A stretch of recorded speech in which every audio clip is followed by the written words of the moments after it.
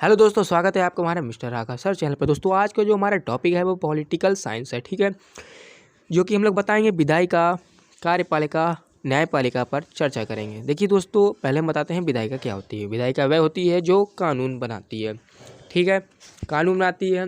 विधेयक, विधेयक को इंग्लिश में बिल कहते हैं, विधेयक को इंग्लिश में बिल कहते हैं, ठीक है। विधायिका कानून बनाती है, कार्यपालिका कानून को लागू करती है या पास करती है, ठीक है। न्यायपालिका क्या होती है? अगर नियम को लागू करते समय कोई प्रॉब्लम हो जाती है तो न्यायपालिका उसका सल्यूशन करती है, यानी उसको देखती है। न्यायपालिका जैसे high court, supreme court, district court, यानी शहरी स्तर पर, जिला स्तर पर जो होते हैं न्यायालय, ठीक है। ये बात तो समझ आई। विधायिका का काम है कानून को बनाना, कार्यपालिका का काम है नियम को लागू करना। कोई दिक्कत होती है तो न्यायपालिका उसको देखती है, ठीक है, न्यायपालिका होती है। उम्मीद है आपको विधायिका और कार्यपालिका, न्यायपालिका को समझ में आ गई होगी, ठीक है। समाज में तीनों को बराबर शक्ति दी गई है। विधायिका को, कार्यपालिका को, न्यायपालिका को, तीनों को समाज में बराबर शक्ति दी गई। लेकिन इम्पॉर्टेंट कौन इसमें? कार्यपालिका। कार्यपालिका इम्पॉर्टेंट इसलिए है क्योंकि इसमें प्रधानमंत्री आते हैं, ठीक है, और कार्यपालिका में राष्ट्रपति भी आते हैं। तो इम्पॉर्टेंट कार्यपालिका है। वैसे तो सभी को बराबर शक्ति दी, लेकिन समाज में इम्पॉर्टेंट कौन है? कार्यपालिका, ठीक है। और जो गवर्नमेंट का जो ढांचा है दोस्तों, जो केंद्र और राज्य के रूप में चलता है, ये हम उसको भी हम डिटेल में बताएंगे। केंद्र और राज्य में कौन कौन आते हैं, विधायिका में कौन कौन आते हैं, न्यायपालिका में कौन कौन आते हैं, ठीक है, सबको बताएंगे कौन कौन है। बस इतना समझ लीजिए, तीनों को बराबर शक्ति दी गई है, लेकिन इम्पॉर्टेंट कौन है? कार्यपालिका।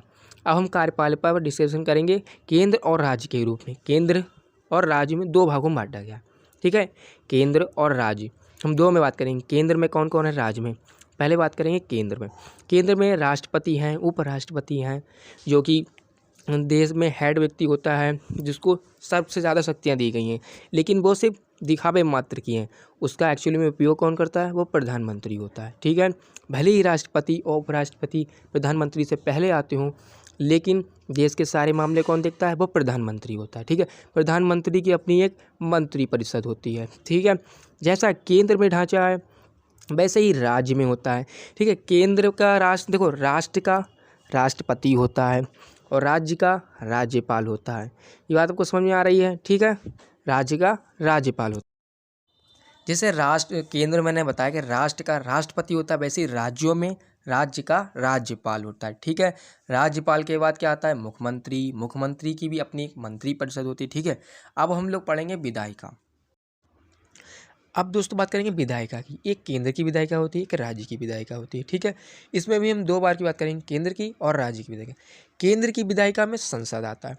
अब आप कहोगी संसद तो एक भवन है, हाँ यही विधायिका है, मतलब विधायिका के अंदर यही आता है। बिल्कुल, विधायिका के अंदर संसद ही आता है, ठीक है, विधायिका के अंदर संसद ही आता है।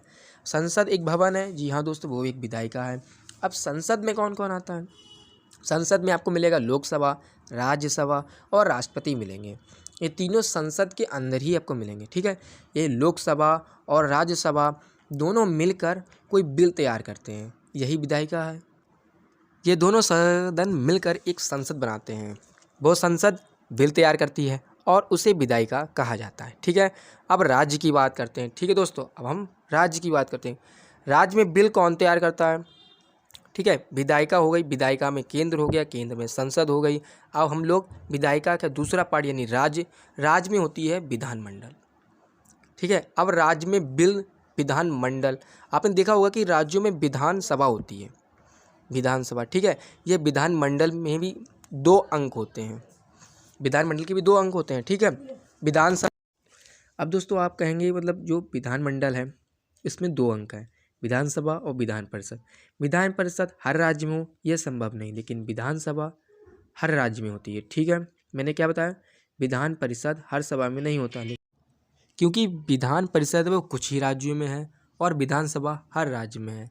इसी कारण विधान परिषद हो जरूरी नहीं, लेकिन विधानसभा जरूरी है, ठीक है। ये तो बात आपके हो गया विधायिका में। अब हम न्यायपालिका की बात करें दोस्तों। न्यायपालिका अपने आप में एक खास है, क्योंकि वो एक श्रृंखला के रूप में कार्य करती है, जो कि विधायिका और कार्यपालिका से बिल्कुल अलग है। कौन?